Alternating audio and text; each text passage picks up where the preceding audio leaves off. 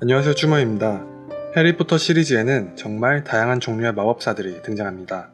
착하고 정의로운 마법사는 물론이고 사기꾼, 겁쟁이, 데몬, 그리고 스토리상 없어서는 안 될 어쩌면 가장 중요한 역할일 수도 있는 마법사가 있는데 바로 어둠의 마법사입니다. 주인공과 대척점에 있는 어둠의 마법사는 스토리를 이끌어가는 데 있어서 가장 중요한 요소라고 할 수 있습니다. 오늘은 어둠의 마법 역사에서 뿐만 아니라 마법사의 역사에서도 크게 한 획을 그은 굵직한 마법사들을 알아보겠습니다.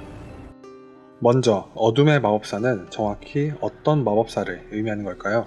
어둠의 마법사는 어둠의 마법을 사용하는 마법사는 물론이고 어둠의 생물을 번식시키거나 악독한 마법약을 만드는 등 일반적으로 마법사 세계에서 불법이라고 여겨지는 것들을 행하는 마법사들을 어둠의 마법사라고 부릅니다.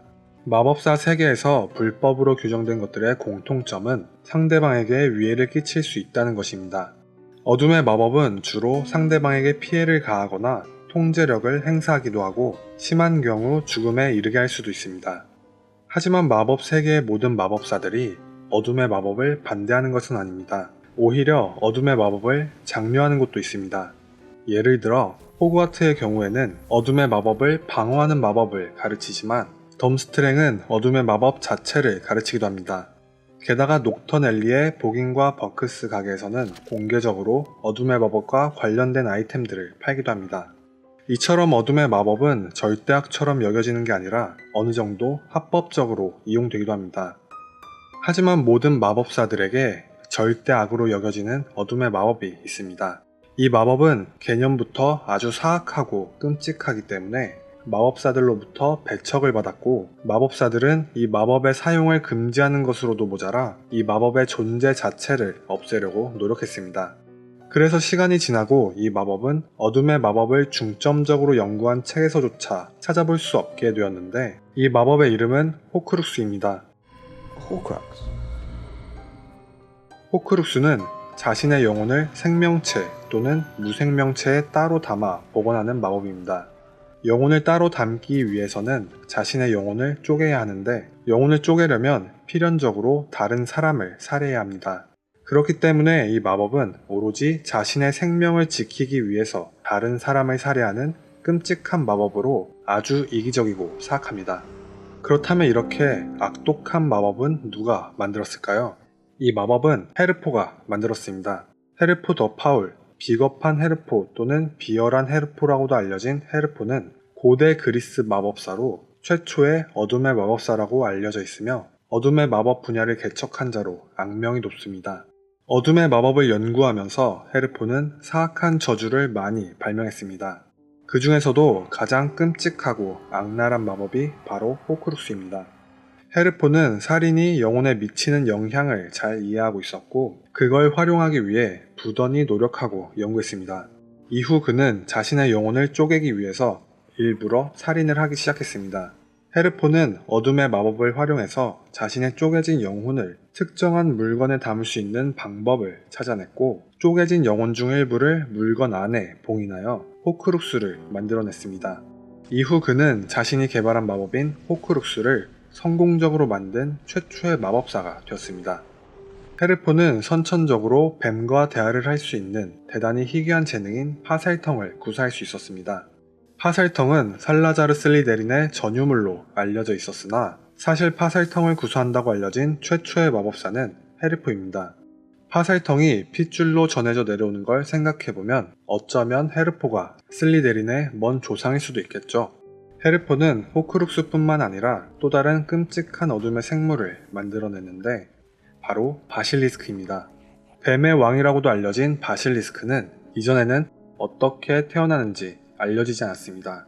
하지만 헤르포가 수많은 연구 끝에 바실리스크의 번식을 성공시켰는데 그는 두꺼비의 품에서 달걀을 부화시킨다는 괴이하고 비정상적인 방법을 이용해 바실리스크를 만들어냈습니다. 마법사 세계에서 바실리스크는 매우 위험한 생명체로 분류되는데 이것은 마법사를 죽일 수 있고 길들여지지 않는 난폭한 생명체라는 것을 의미합니다. 하지만 파살통을 구사할 수 있었던 헤르포는 바실리스크를 자신의 통제하에 둘 수 있었습니다. 이후 헤르포가 바실리스크를 사용하여 어떤 악랄한 짓을 했는지는 알려지지 않았으나 그가 바실리스크의 번식 방법을 다른 마법사들에게 알려주거나 또는 어딘가에 기록했다는 것만은 분명합니다. 바실리스크 같은 사악한 괴물이 번식까지 시킬 수 있다는 것이 알려지자 마법사 세계에서는 바실리스크의 번식을 금지시켰고 시간이 지나면서 바실리스크를 번식시키는 방법은 점점 사라져갔습니다. 하지만 훗날 살라자르 슬리데린이 바실리스크를 만들어내는 방법을 찾아냈고 비밀의 방에서 바실리스크를 부화시킵니다. 이렇게 역사에 가장 악랄하다고 쓰여질 생명체와 마법, 바실리스크와 호크룩스를 만들어낸 헤르포는 언제 어떤 상황에서 죽었는지 혹은 그의 호크룩스가 멀쩡한지 파괴되었는지는 알려지지 않았습니다. 만약 그의 호크룩스가 파괴되지 않았다면 그는 지금까지 살아있을지도 모릅니다. 하지만 살아있다면 아주 끔찍한 형태로 생명을 유지하고 있을 것입니다. 살라자르 슬리데린은 영국 동부의 작은 늪지대에서 태어났다고 알려져 있습니다. 출생지가 늪지대라는 것은 그가 어떻게 뱀과 대화할 수 있는지를 알려주는 이유일 수도 있습니다. 슬리데린은 성인이 되었을 때 고드릭 그리핀도르, 헬가 후플푸프, 로웨나 레번클로와 함께 호그와트 마법 학교를 설립했습니다. 슬리데린은 자신을 당대의 가장 뛰어난 마법사라고 부르곤 했는데 그를 제외한 다른 3명은 그런 슬리데린을 힘의 굶주린 슬리데린이라고 묘사하기도 했습니다. 호그와트를 설립하면서 슬리데린을 비롯한 4명의 창립자들은 각기 자신들의 이름을 딴 기숙사를 만들었고 그 기숙사에 그들이 가장 우선시하는 가치를 두어 학생들을 선별했습니다. 슬리데린은 기숙사의 상징으로 은색의 뱀이 그려져 있는 초록색 배경의 문장을 만들었고 초록색과 뱀은 슬리데린의 상징으로 자리 잡았습니다. 그는 학생들을 선별할 때 최고의 가치를 교활함과 지략 그리고 결단력과 야망에 두었습니다. 하지만 이 모든 것을 갖추어도 단 하나가 부족하면 선별하지 않았는데 그 하나가 바로 혈통입니다. 슬리데린은 순수혈통을 최고의 자질로 생각했는데 그가 이토록 순수혈통에 집착한 이유는 어찌 보면 간단합니다. 당시에는 세계적으로 머글들에 의한 마법사 사냥이 왕성하게 일어나고 있었고 그 때문에 마법사와 머글 간의 갈등은 극으로 치닫고 있었습니다. 그래서 슬리데린은 머글 출신의 마법사는 머글과 내통을 할 수도 있다 라고 생각해서 머글 출신을 극도로 혐오한 것입니다. 그렇게 그의 가치관에 따라 슬리데린은 순수혈통인 학생들만 선별되었습니다. 그렇게 몇 년이 지나고 마침내 슬리데린과 다른 설립자들 사이에 균열이 일어나기 시작합니다. 슬리데린은 머글 출신의 학생들을 자신의 기숙사뿐만 아니라 호그와트 자체에 데려오는 것을 싫어했고 다른 설립자들에게 이런 의견을 피력했습니다. 하지만 다른 설립자들, 특히 그와 가장 친했던 친구인 고드릭 그리핀도르는 슬리데린의 의견에 격렬하게 반대했습니다. 그리핀도르는 출생에 상관없이 마법사의 재능이 있고 노력과 의지만 충분하다면 그 누구든 상관없다는 의견이었습니다. 결국 슬리데린과 그리핀도르 사이에 논쟁이 벌어졌고 슬리데린은 호그와트를 떠나게 됩니다. 하지만 슬리데린은 끝까지 포기하지 않았는데 그는 호그와트를 떠나기 전에 호그와트 내에 비밀의 방을 만들어 그 안에 어둠의 생명체 바실리스크를 풀어놓았습니다. 이후 그는 자신의 진귀한 재능인 파살통을 구사할 수 있는 마법사만 비밀의 방을 열 수 있도록 설정해 놓은 뒤 호그와트를 떠납니다. 슬리데린은 뱀나무와 바실리스크의 뿔로 직접 지팡이를 만들어 사용했으며 고난도 마법인 레질리먼시에서 그 누구보다 폭넓은 이해력을 보여주었다고 합니다. 거기에 그는 어둠의 마법에 능통했고 저주받은 물건의 취급 또한 능숙했습니다. 갤러트 그린델왈드는 1883년에 태어났습니다. 그는 덤스트랭 마법 학교에서 교육을 받았는데 그곳에서 그는 학교의 강인한 특성과 어둠의 마법의 지향적인 문화를 상당 부분 흡수했습니다. 여기서 그린델왈드는 마법사의 우월함에 눈을 뜨게 되었고 마법사는 머글의 눈에 띄어서는 안 된다는 국제 비밀 법령에 불만을 품게 됩니다. 이후 그는 마법사의 권익이 보장된 세계를 만들기 위한 목표를 세웁니다. 그린델왈드는 아주 매력적이고 뛰어난 마법사였는데 어둠의 마법에 관심이 많았던 그는 그의 뛰어난 재능으로 어둠의 마법을 능숙하게 다룰 수 있게 되었습니다. 그린델왈드는 어둠의 마법뿐만 아니라 마법사 세계의 역사와 전설, 그리고 그와 관련된 예술품에 관심이 깊었는데 특히 죽음의 성물에 아주 깊은 관심을 보였습니다. 이후 그는 어둠의 마법에 너무 깊게 빠져버렸고 덤스트링 학교에서조차 그런 그를 감당할 수 없었습니다. 이후 덤스트링에서 퇴학당한 그린델왈드는 죽음의 성물을 찾아 떠납니다. 죽음의 성물을 찾는 과정에서 그는 자신과 버금가는 재능을 가진 마법사 알버스 덤블도어를 만나게 되고 그와 빠른 속도로 친해지며 친구 이상의 관계로 발전하게 됩니다. 하지만 사건이 터지고 그린델왈드와 덤블도어는 갈라서게 되었습니다. 그린델왈드는 자신의 본래 목적인 죽음의 성물을 찾아 떠났고 죽음의 성물 중 하나인 딱총나무 지팡이를 얻은 뒤에는 자신이 세웠던 목표, 우월한 존재인 마법사가 머그를 지배해야 한다는 이념을 실현하기 위한 혁명을 진행합니다. 그는 어떤 대가를 치르더라도 목적을 달성하기 위해 헌신하는 매우 이상적이고 재능 있는 복잡한 인물이었습니다. 거기에 뛰어난 언변을 가지고 있었고 다른 사람의 심리를 잘 이용하기도 했습니다. 그렇게 많은 추종자들을 모은 그린델왈드는 유럽 전역에서 여러 차례 파괴적인 공격을 감행하여 대량 학살을 자행했습니다. 그중 몇몇 공격은 머글 세계의 이목을 끌기도 했습니다. 그린델왈드의 권력이 정점에 달했을 때 보다 못한 알버스 덤블도어가 그의 앞길을 막아섰고 이후 그린델왈드는 알버스 덤블도어에게 제압당해 감옥에 갇히게 되었습니다.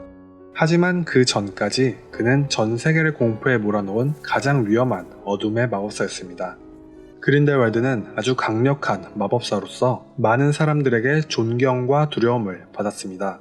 그가 가지고 있는 선천적인 재능으로도 이미 최상위권에 위치한 마법사인데 최강의 지팡이라고 불리는 딱총나무 지팡이를 들고 펼치는 그의 마법은 일반적인 마법사는 감히 상대할 수조차 없었습니다. 그의 지적 수준은 그 유명한 알버스 덤블도어와 대등할 정도로 뛰어나고 그중 특히 앞권은 전 세계를 상대로 전쟁을 일으킨 자신에게 끌어들일 정도로 다른 사람들을 홀리게 하는 그의 카리스마입니다. 그린델왈드는 어둠의 마법에 믿을 수 없을 정도로 능숙하고 재능이 있었으며 거기에 어둠의 마법에 대한 그의 열정과 노력이 더해져 17살 때 이미 용서할 수 없는 저주를 완벽하게 마스터하기도 했습니다. 이후 그는 어둠의 마법 분야에서 그 누구도 따라올 수 없는 권위자가 되었습니다. 그린델왈드는 어둠의 마법뿐만 아니라 각종 원소를 활용한 마법에 있어서도 뛰어난 재능을 보여주었습니다. 오러 5명을 단 한 번에 날려보내는 하얀 불꽃을 내뿜기도 했고 뉴트와의 대결에서는 번개를 사용해 뉴트를 고문하기도 했습니다.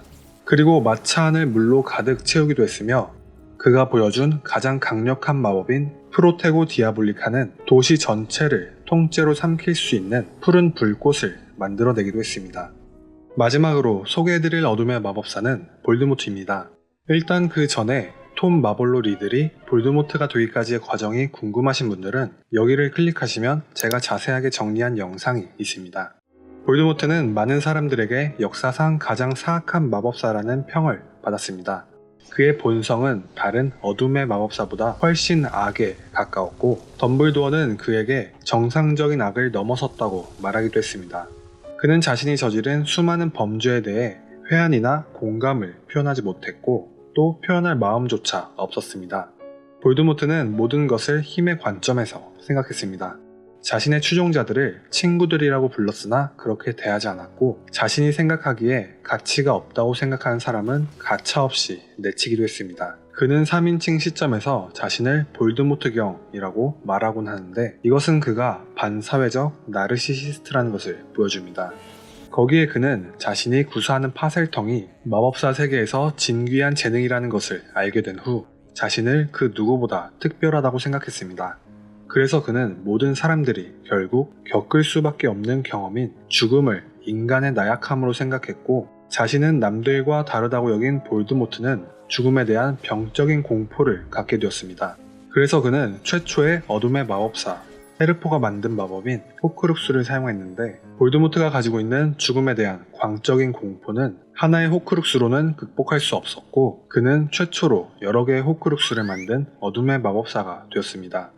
볼드모트는 성인이 되었을 때 강력한 마법사들조차 두려워하는 잔인하고 뛰어난 마법사가 되었습니다. 볼드모트의 과대망상증은 어둠의 마법이 가진 특성과 잘 어울려 강력하고 기괴한 능력을 내뿜기도 했습니다. 그가 사용하는 어둠의 마법은 마법사가 할 수 있는 가장 난해하고 복잡한 마법으로 여겨졌는데, 호크룩스 마법이나 시체를 움직이게 하는 임페리우스 마법이 바로 그런 종류입니다. 볼드모트는 어렸을 때부터 마법에 선천적인 재능이 있었고, 그는 이걸 활용해 여러 가지 다양한 마법을 습득했습니다. 덤블도어는 볼드모트가 그 어떤 마법사보다 마법에 대한 광범위한 지식을 가지고 있다고 인정하기도 했습니다. 여기까지 역사의 한 획을 그은 어둠의 마법사 4명을 정리해봤습니다. 영상으로 만들었으면 하는 궁금한 내용이나 영상 내적으로 부족한 부분이 보인다면 댓글로 알려주시면 감사하겠습니다. 지금까지 쭈마였습니다.